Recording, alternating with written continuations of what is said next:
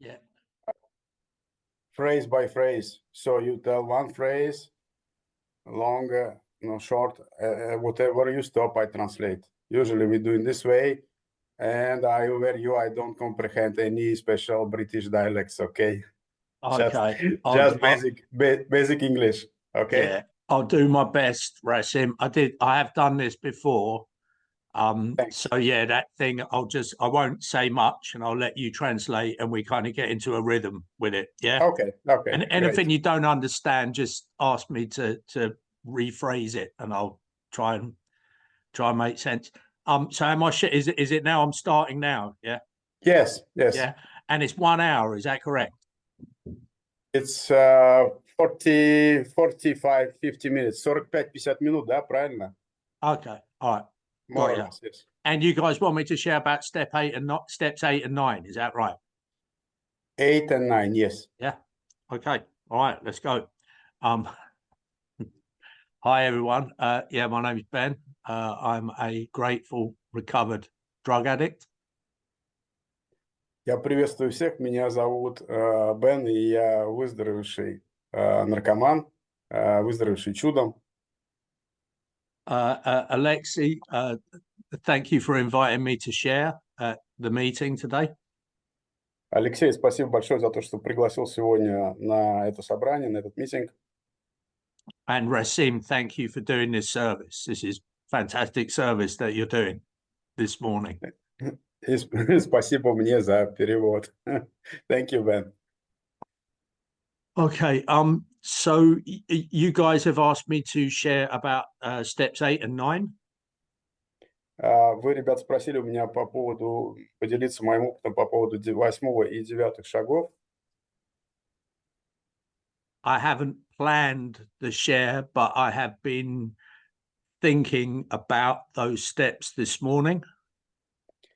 Я очень много думал по поводу этих шагов, в том числе сегодня утром. It's 3 hours earlier here in London. У нас в Лондоне на 3 часа время назад, чем в Москве. Назад. So I get up and I pray and I meditate. Я сегодня утром проснулся, медитировал, молился на эту тему. And my focus this morning was steps 8 and 9. И мой фокус сегодняшнего утра были шаги 8 и 9. Because you'd asked me to do this share. Потому что вы меня об этом попросили. So I'll say a little bit about myself. Я немножко расскажу о себе. I won't tell you my whole story. Я не буду рассказывать всю полную длинную историю. And then maybe a bit about those steps and how they function in the program and the book. И немножко коснусь этих шагов, о том, как они работают, как они изложены в нашей книге и как они работают для меня.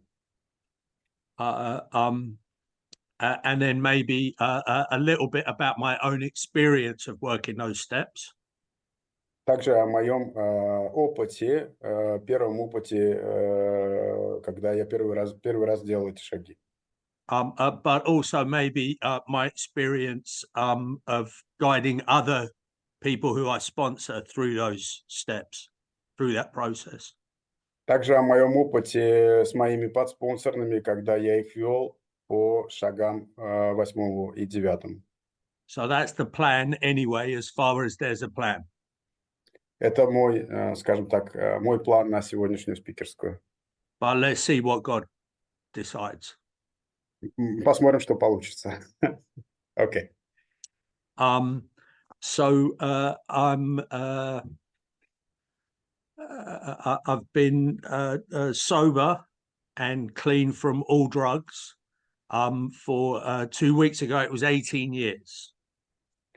2 недели назад было ровно 18 лет, как я являюсь чистым от любых каких-либо возможных наркотиков.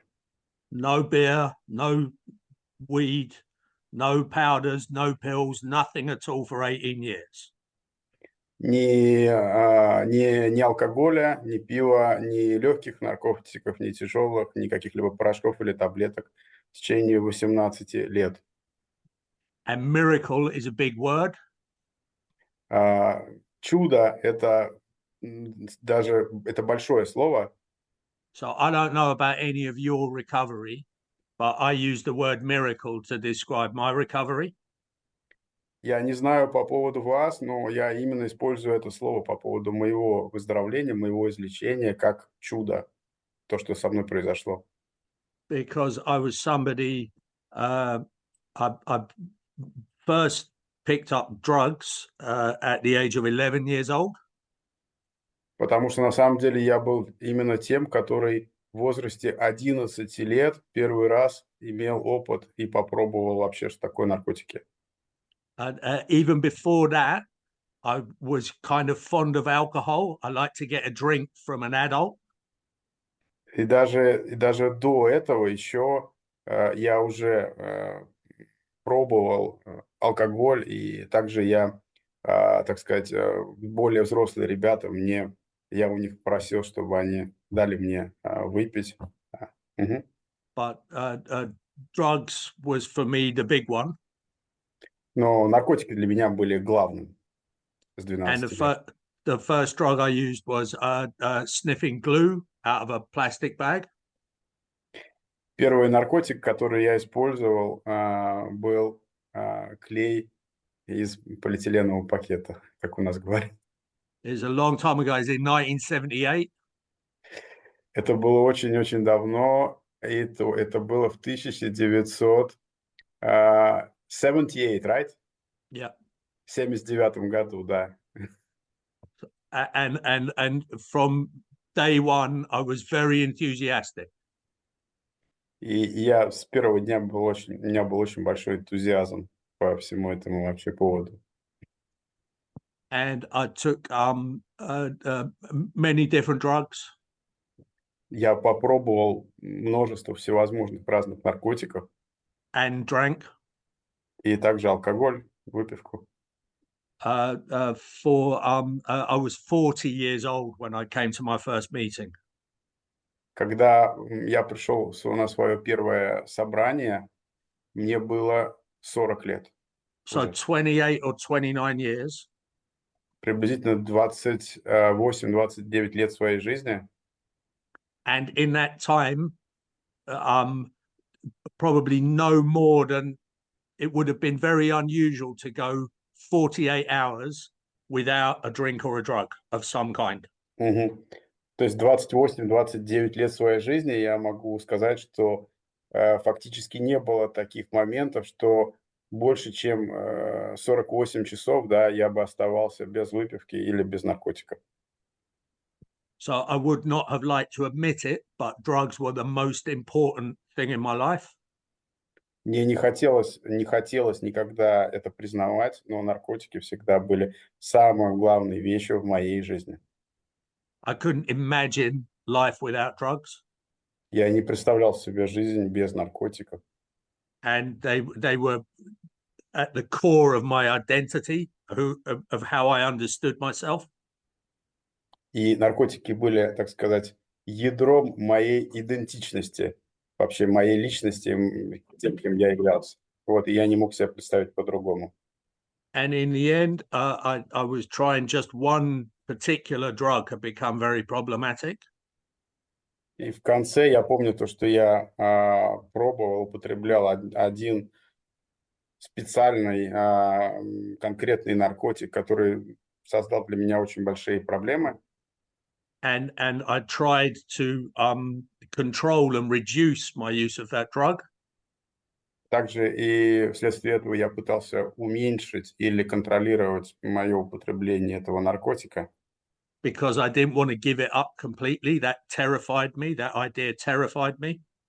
Потому что я ни в каком виде не расценивал полный отказ, да, полную отмену, и сама эта мысль, она повергала меня в ужас вот, от полного отказа, мысль полного отказа.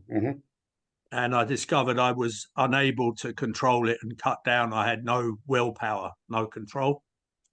И я обнаружил на тот момент, что у меня не было никакой ни воли, ни сил контролировать или хотя бы частично уменьшить или отказаться от употребления этого наркотика.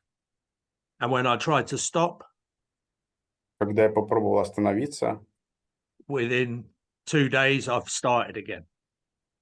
когда я пробовал остановиться, в течение 2 дней я начинал опять снова. And at the end, for quite a long time, И в конце, в течение довольно длинного времени, I woke up every day absolutely, definitely promising that I wasn't going to use that drug until later on in the day. я в течение длительного времени просыпался каждое утро с мыслью, что я больше никогда не буду употреблять этот ужасный наркотик. Это And then было I'd get рано. up, I'd make a cup of tea, and I'd start using. И я вставал, и через какой-то, ну, там, небольшой уже промежуток, уже с утра, даже не вечером, я уже употреблял дальше. So using my own willpower, Используя мои силы воли, I can't stay clean for 20 minutes. я не мог на тот момент оставаться трезвым и чистым даже 20 минут, не то что там день или там 2 дня. Literally, I tried to do this every morning, Я пытался сделать это каждое утро, and I вот это, fail. и каждое утро я терпел неудачу. And now I've been clean for 18 years. А теперь я трезвый и чистый в течение 18 лет. So this program has worked very, very well for me. Very, very effective. И это значит только одно, что эта программа работает для меня очень и очень хорошо, и она очень эффективна. So when I first came to a meeting, I looked at the steps. Когда первый раз я пришел на собрание и посмотрел на изложенные шаги, And step one, that I was powerless and my life was unmanageable, I identified with that step. первый шаг, где было написано, что я бессилен, что я потерял контроль над моей жизнью и над употреблением, да, моим, над алкоголем и наркотиками, я полностью идентифицировал себя с первым шагом. И, так сказать, с первым шагом у меня уже проблем на тот момент не было, когда я в 40 лет пришел первый раз на собрание. I said, yes, that's me. Я сказал, да, это я.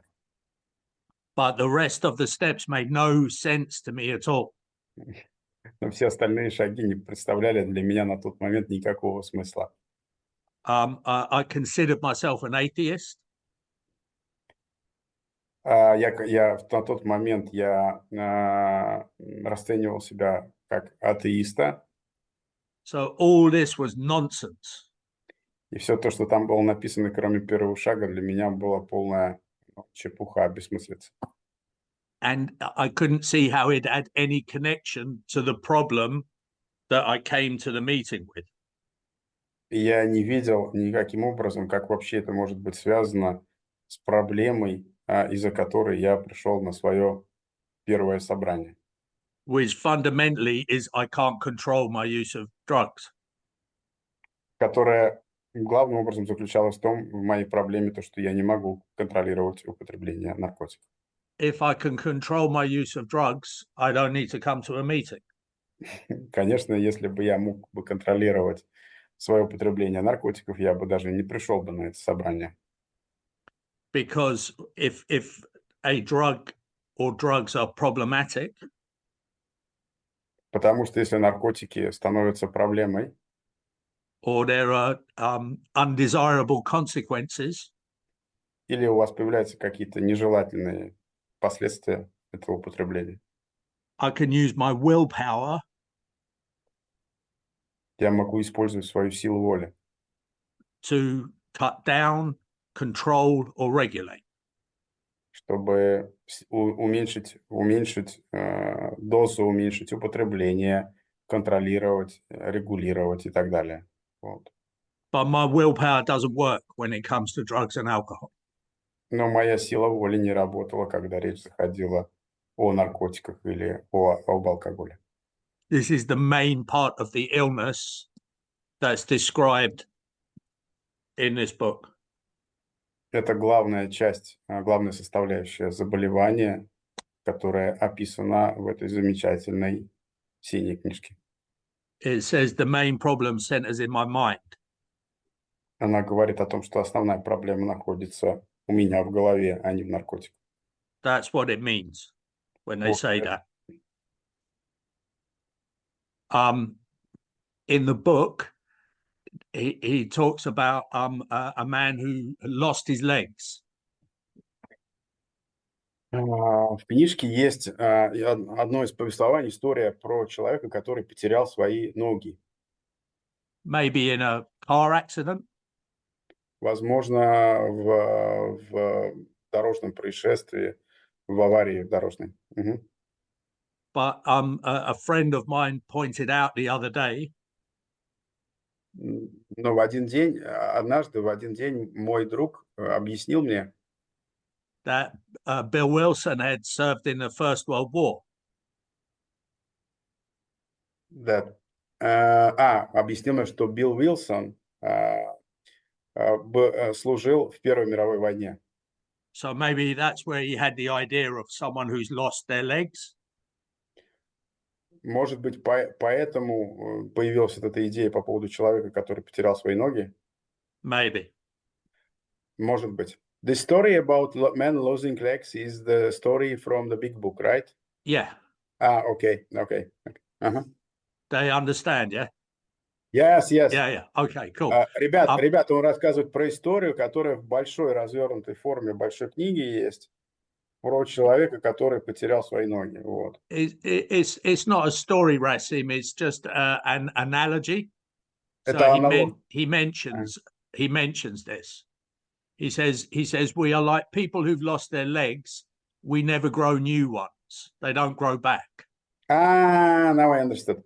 Конкретная фраза в большой книге про то, что, помните, мы похожи на людей, которые потеряли свои конечности и которые больше никогда не вырастут. Помните, там где-то вот в начале первых 3, по-моему, или 4 главах, вот где-то там вот это есть. То ли выход есть решение, то ли вот где-то там, да. Now I remembered where is this phrase. Excellent. Yeah. Okay. Cool. So what he's talking about is the willpower. То, что он говорит, да, конкретно и здесь, да, вот в том случае, вот в этом отрывке из большой книги, про который я сейчас говорил, это как раз о человеке, который потерял свою силу воли. Once we lose the power of choice, в тот самый момент, когда у нас теряется сила или возможность выбирать, once we lose our willpower around the first drink or drug, когда мы теряем свою силу воли перед первой рюмкой или перед нашей первой дозой, we never get it back. It's gone forever. Мы никогда ее назад, вот эту силу воли или возможность выбора не получим. Она уж уходит от нас навсегда.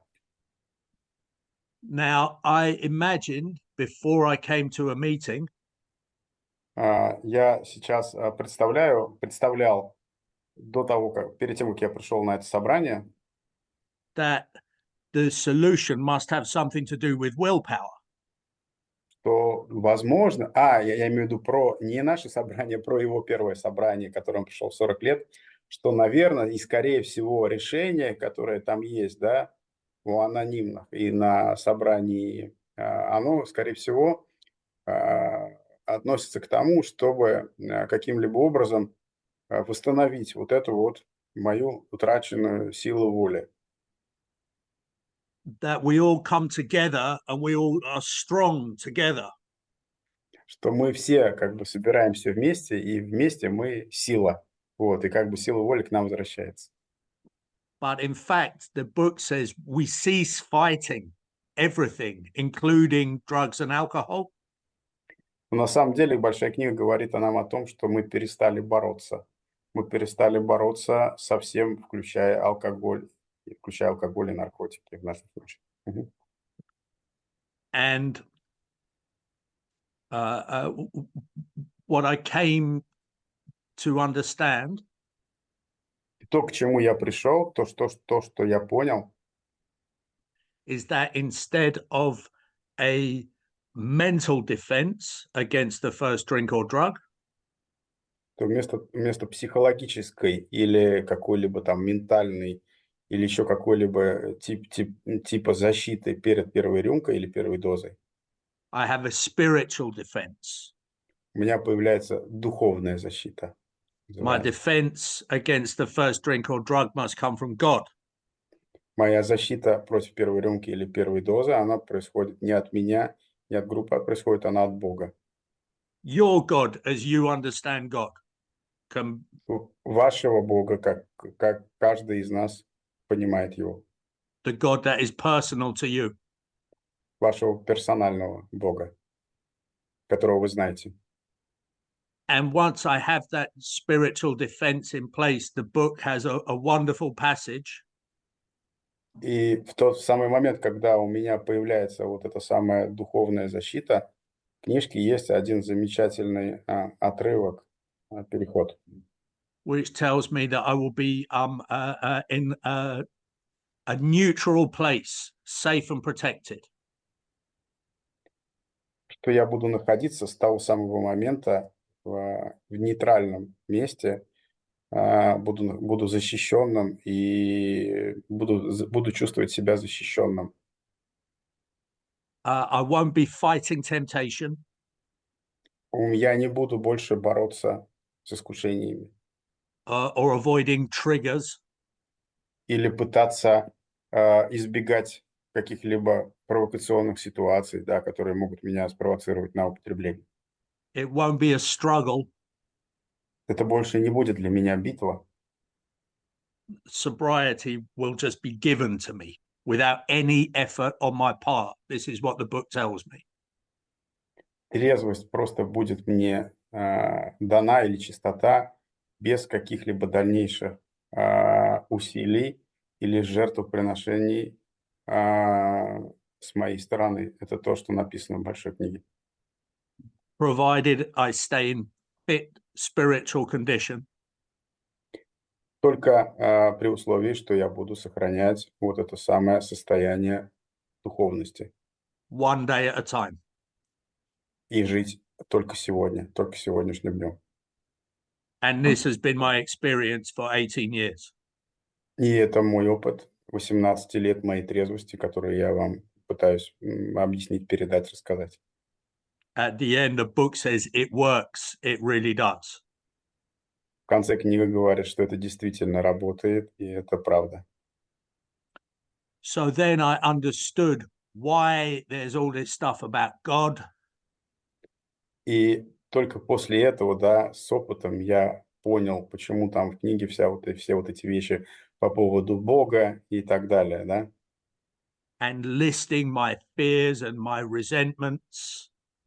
Почему я должен писать все мои страхи, все мои обиды, ресентименты и так далее. And making amends to the people that I've harmed. Почему я должен возмещать ущерб людям, которым я как ой.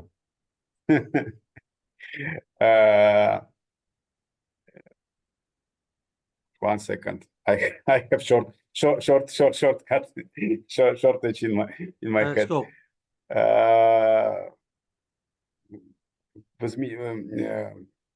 Как у нас это? Сейчас, секундочку.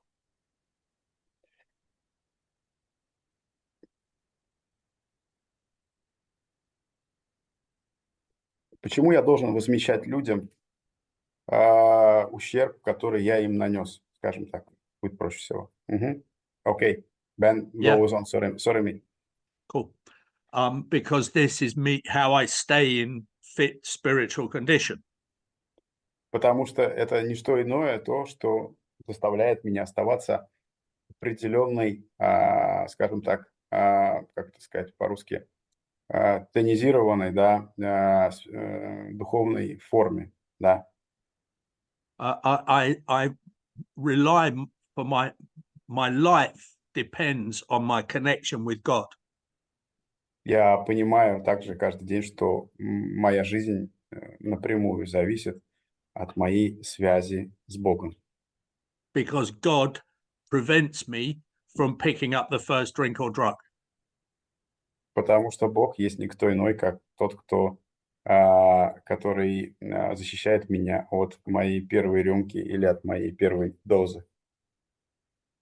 So when I come in at the beginning, В самом начале, когда я пришел,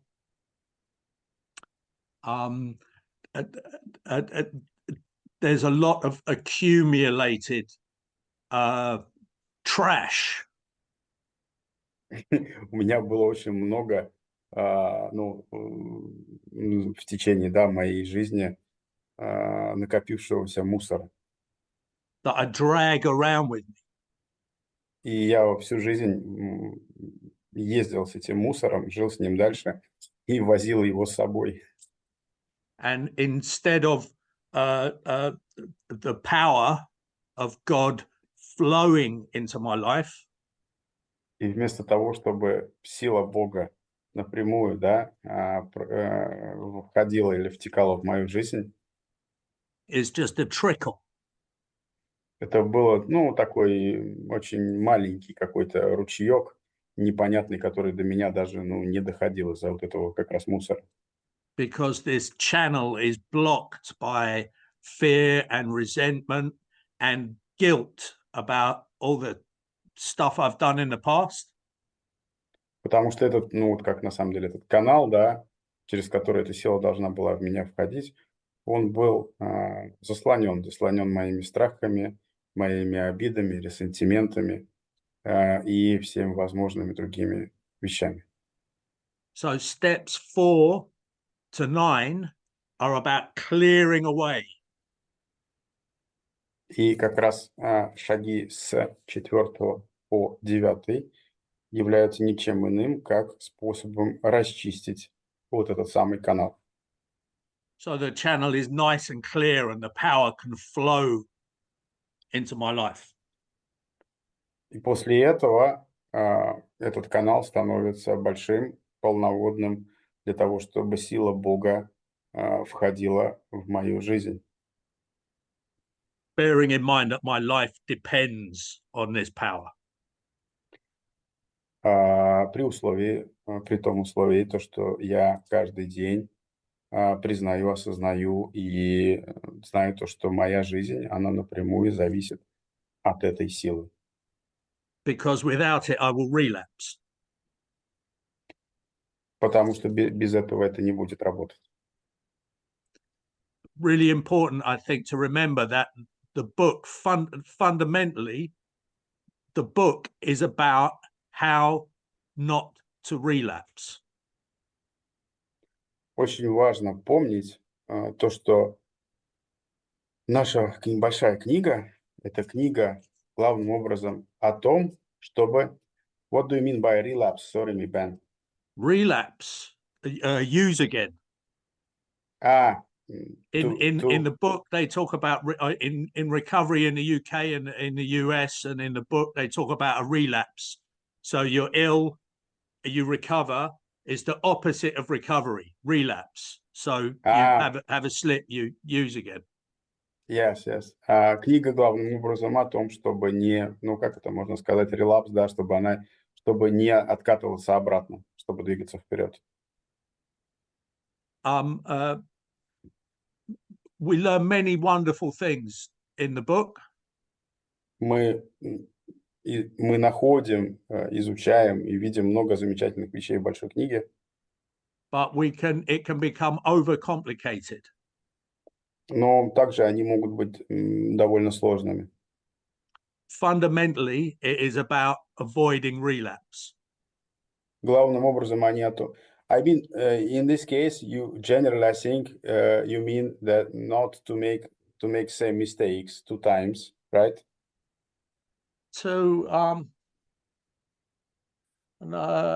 do you mean? Sorry, Rasim. No. You when you say that big book is teaching us not to relapse. Yeah. Not to make same mistakes, not to degenerate and go back, right? What this is? No, simply not to drink. These guys is how to not to drink. Stay sober. Stay sober. Yeah. Stay sober. Excellent. Stay excellent. sober. Книга главным образом о том, что, да, главным образом она всегда о том, чтобы нам оставаться трезвыми и чистыми. So another way to look at it is simply what I need to be comfortable and have peace of mind. И главное, что для этого мне нужно, чтобы у меня внутри был мир. Because if I'm full of fear, Потому что если я полон страхов, I'll have a drink. я буду пить. And if I'm full of guilt, если я полон чувства вины and shame, и стыда, I'll have a drink. я буду пить. And if I'm full of anger and resentment, если также я полон злости, I'll have a обиды, drink. сентимента, я тоже буду пить. So when I first came, I looked at it, I thought it looked like a punishment. И когда первый раз я посмотрел на шаги, для меня это выглядело как некое наказание. Or maybe a penance. Или, да, может быть, это как приговор. It seems to be moral. Это для меня выглядело очень морально, да, да. We've all been very bad people. Мы были очень плохими людьми в нашем прошлом. And now we have to be very good people. И теперь нам надо быть очень хорошими. But now I understand it's not about morality. Теперь я понимаю, что это не совсем не о морали. It's simply practical. Это просто практика. I need to be comfortable and I need to have peace of mind. Я должен чувствовать внутри мир, и мне должно быть комфортно. Or I will drink again or use again. Если нет, я буду опять пить или употреблять наркотики. Or I have to have this clear connection to God. Мне необходимо вот этот чистый канал связи с Богом. Or I will drink again and use again. И также, если у меня его не будет, то я буду опять употреблять или пить. It's the same thing. Это более-менее одно и то же. So I began working the program with a sponsor. Я начал работать по программе со спонсором. And I was apprehensive about step 9 particularly. И я был очень, меня очень волновал 9-й шаг с самого начала. I can write things down and talk to my sponsor. Мне, может быть, не вызывал такой большой трудности написать, да, обиды и какие-то остальные вещи в 4-м шаге и проговорить или рассказать их своему спонсору. But now I have to take it into the real world. Но теперь мне предстояло взять это все и вынести в мой повседневный мир, да. And not least, I was worried that it was going to cost me money. И, конечно, как не самый последний аргумент или причина, которая меня беспокоила, это то, что это мне будет стоить финансовых затрат или денег. It seems to be now to be very forget it.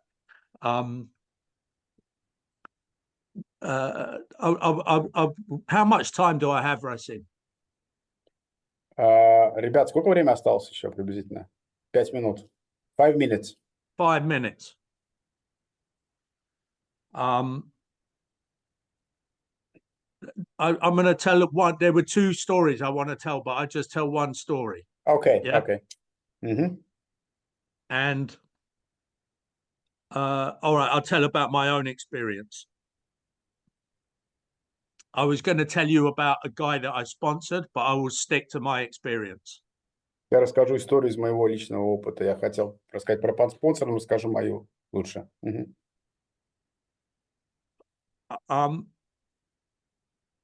Of the amends that I had to make, the people that I'd harmed. ущерб, который мне предстояло возместить, и люди, с которыми мне предстояло встретиться, I had only two serious relationships. у меня было только два человека, с которыми у меня были действительно какие-либо, ну, серьезные, значимые отношения на тот момент. And both these women I had treated very badly. И оба этих человека были женщинами, с которыми я обходился в свое время обошелся очень плохо. And I felt ashamed. И мне было очень стыдно. I will tell you about one of the women. Я расскажу вам об одной. So 10 years earlier, 10 лет до этого, it was in the mid-1990s, это было в середине 90-х годов, I lived in America, in California, я жил в Америке, в Калифорнии, with this woman for 3 years. с этой женщиной в течение 3 лет. I was maybe 26, 27. Мне было приблизительно 26-27 лет на то время. She was 21, 22. Ей было 21-22. I met her in London. Я женился на ней в Лондоне. And she was a nice girl. И она была, ну, хорошая девушка. She was also very rich. Она была также очень богатая. Her dad was a billionaire, venture capitalist in California. Биллионер. Yeah. Она была миллионером. Maybe let's say multi-millionaire. Может быть, можно сказать на тот момент мультимиллионером. So I attached myself to this woman. И я всеми возможными способами привязал себя к этой женщине. And I used her. И я использовал ее. And I told her that I loved her. Я говорил ей то, что я ее люблю. When I didn't. And I leached off her. Когда на самом деле я ее не любил. И, ну, я, как сказать, личтов. Ну, это как этот, ну... Sponge, leech. Да, ну, как... Ponce. Вытягивал все из нее. Высасывал все, что только можно. And I came to California to live with her. Я приехал в Калифорнию, чтобы жить с ней. She's probably also an addict and an alcoholic. Она тоже была зависимой алкоголиком. And she paid for the rent, and she paid for all the drugs and all the alcohol. She paid for everything. И она всегда платила за аренду, за проживание, за наркотики, за алкоголь, за все. And I also stole money from her. Я также воровал деньги у нее. From her bank card. Из ее банковской карты. So this is then 10 years later, so 2006, 2007. Это было 10 лет спустя, эта история, в 2006-2007 годах. It's much easier now when I work with people, but there was no Facebook. Это было гораздо проще, да, когда я не видел, да. Can you go on so I get the meaning? Yeah, there's no Facebook, there's no social media. In 2006. Да, на тот момент, в 2006 не было социальных, еще так не были развиты социальные сети, как сейчас, да, там Facebook, там и так далее, и так далее. So I remembered that her aunt was an academic. She'd published books. Я помнил, что ее тетя была академиком, у нее были публикации. So I wrote a letter to the aunt at her publisher. Я написал письмо ее тете, поскольку у меня не было с ней прямой связи, телефонов, социальных сетей или чего-либо, и написал ей письмо и попросил опубликовать это письмо. Asking the aunt if she would be happy, asking the aunt to ask her if she would be happy for me to write her a letter. И спросил у тети ее, чтобы она ей передала, будет ли она, возможно ли, чтобы я ей написал письмо напрямую, и даст ли она свой, контакт, скажем так, до связи.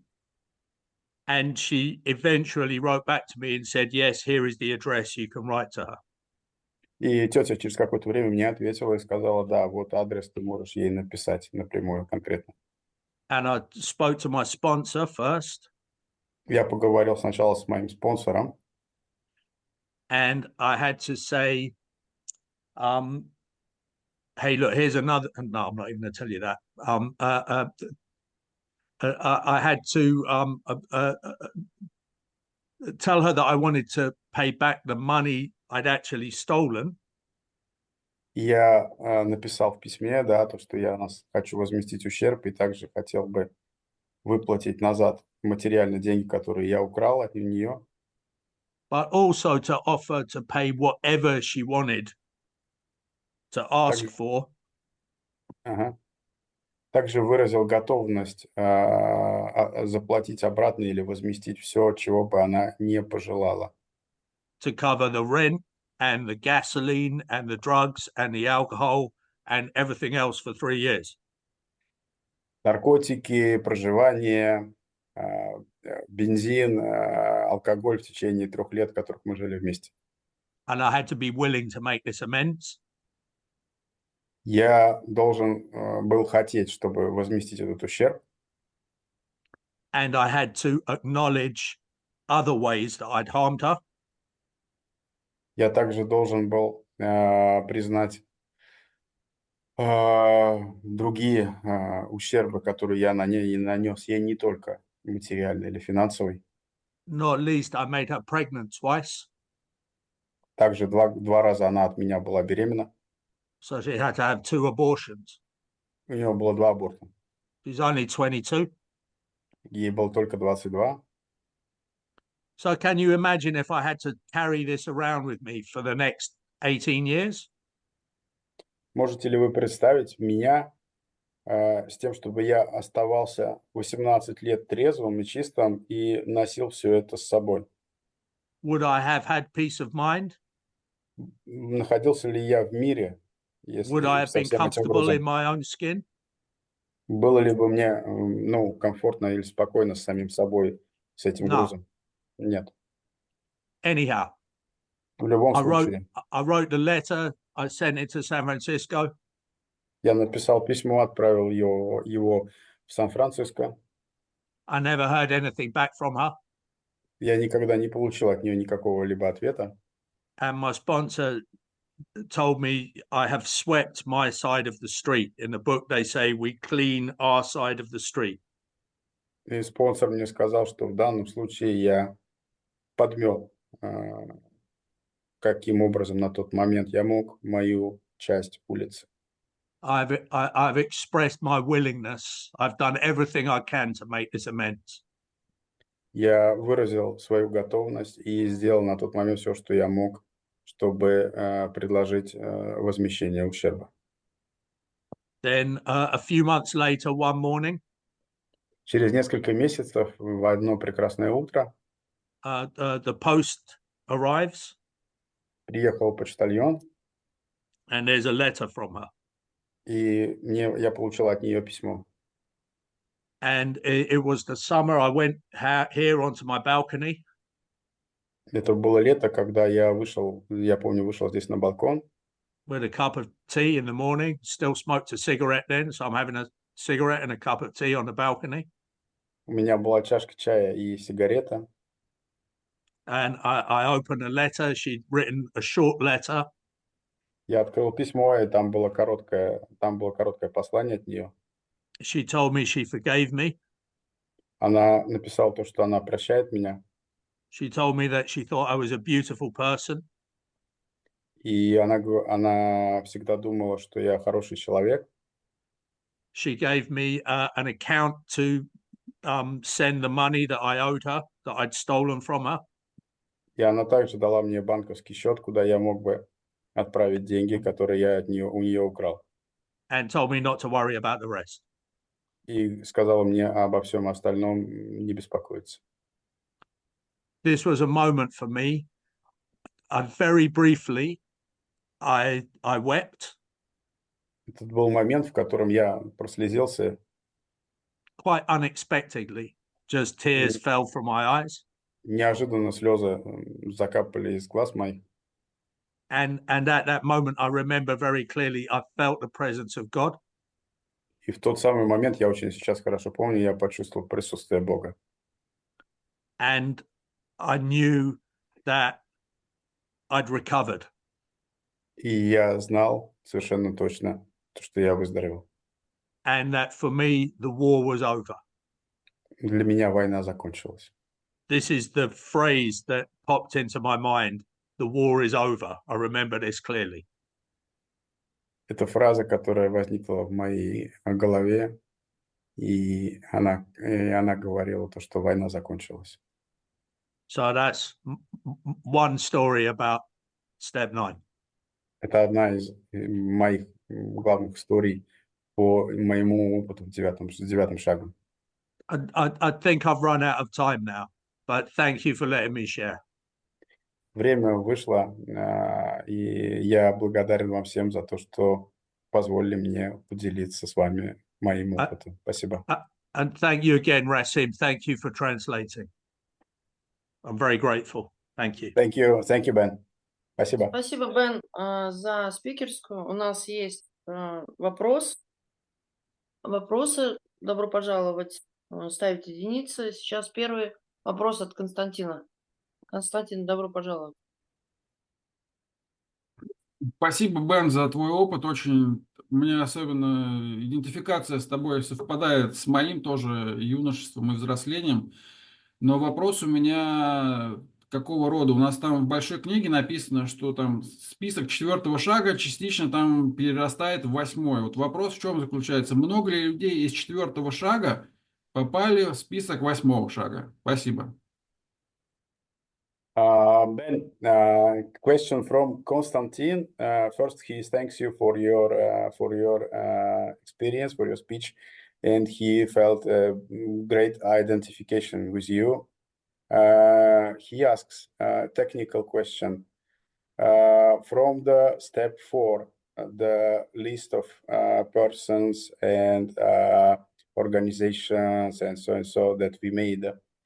How many people from step 4 are passing to step 8? What do you think? What? How many people that I've sponsored go through? No. People you have listed in the step 4. Okay. How many of them are going to step 8 and successfully to step 9? So how many people who are on step 4 then go on to step 8? And as well, how many on step 8 go to step 9? Yes, I mean that I'm angry with somebody. I'm writing my resentment in step 4. Yeah. Then when in a step 5, my sponsor says, this person is passing to step 8, or I'm listing this person in the step 8. Yeah. Do you see any? Yeah. No, I do. I think it's, I think actually, is kind of a little bit confusing the way that it's written, step 4, because it says when you get to sorry, you need to translate, Rasim, don't you? Let me say, when you get to step 8, you translate. Okay. Он говорит, Бэн, на самом деле вот эта фраза из большой книги, да, то, что вот как ты сказал, Костя, что у нас есть список, да, который уже в 4-ке мы сделали, и теперь типа он в 8-м как бы нами используется, да. Он говорит, что на самом деле эта фраза, она немного, такой создает конфуз, вот, немножко непонятицу, да. Okay, Бэн? Okay, so when you get to step 8, it says, we already have a list of people we have harmed. Yes, как раз про то, что у нас уже есть список людей, которым мы нанесли ущерб, да? But where is that list? И где же этот список? It's confusing, and the way that I've worked more recently is to say that in step 4. И на самом деле, да, это создает замешательство, конфуз. И вот по более таким, скажем, новым практикам, техникам, по которым я работаю, там, значит, там, или переводу, да, там написано, что в 4-м шаге, окей, There are 3 parts: есть 3 части: resentment, обида, ресентимент, fear, страх, вторая инвентаризация. and then the third part is the list of people we have harmed. И третья инвентаризация в основном это люди, которым мы нанесли ущерб. Including my sexual inventory. Также включающих мою, как у нас, сексуальную инвентаризацию или отношения, да, как у нас принято говорить. And that way, when I come to step 8, I do have a list of people I've harmed. И тем самым, когда я прихожу уже к 8-му шагу, у меня уже есть, да, список, который у меня по большей части переходит из вот как раз 3-й инвентаризации. Is the third part of step 4. 3-й части 4-го шага. And then into step 9, working with a sponsee. И в 8-м и 9-х шагах, работая со спонсором. On step 9. 9-й шаг. Every amend is different. Каждое возмещение ущерба, каждый 9-й шаг, он разный. Они не Every бывают одинаковые. circumstance is different. Каждое обстоятельство разное в 9-м шаге. So some people on the step 8. Некоторые люди в списке 8-го шага. I would say don't try and make the amend. Я бы сказал, не надо даже пробовать ходить, возмещать ущерб, делать 9-й шаг. Because we will harm them. Потому что мы нанесем еще больше ущерб. For instance, you know, ex-girlfriends from years ago. Например, бывшие девушки, подруги или из прошлых лет. I was shitty, I was an asshole. Что ходить говорить то, что я был там дерьмом, я был там плохим человеком или так далее. She doesn't want to hear from me again. Она просто на самом деле не хотела бы ничего больше слышать про меня. На So самом деле. don't contact that person. И часто лучше даже не связываться и не наносить еще больше ущерб этому человеку. For instance. Например. But I guide people if I'm sponsoring, and my sponsor would guide me if I was doing it. Но с каждым отдельным подспонсором, естественно, я каждую ситуацию думаю о ней и спрашиваю также опыта у моего спонсора. Each case, each amends is different. Каждое возмещение ущерба, каждый случай, он по-своему уникален. Does that answer your question, Konstantin? Да, Бэн, спасибо, thank you. Thank you. Спасибо. Еще есть время на вопросы. Но напомню о 7-й традиции. Когда же мы выказываем щедрость, опуская деньги в шляпу, это служит признаком нашей благодарности за проявленное к нам милосердие и свидетельством острого желания поделиться тем, что мы обрели со все еще страдающими алкоголиками. Билл Уилсон или обычная короткая форма. Да, мы члены АА были когда-то для всех обузой. Мы стремились только брать. Теперь же, когда мы трезвы и с Божьей милостью стали ответственными гражданами мира, почему бы нам не изменить ситуацию и не начать с благотворительности отдавать? Самое время. Билл Уилсон, 7-я традиция. Номер карты также в чате. Еще есть время на вопросы.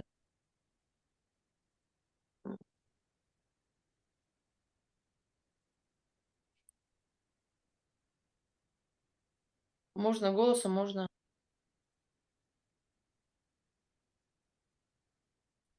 писать.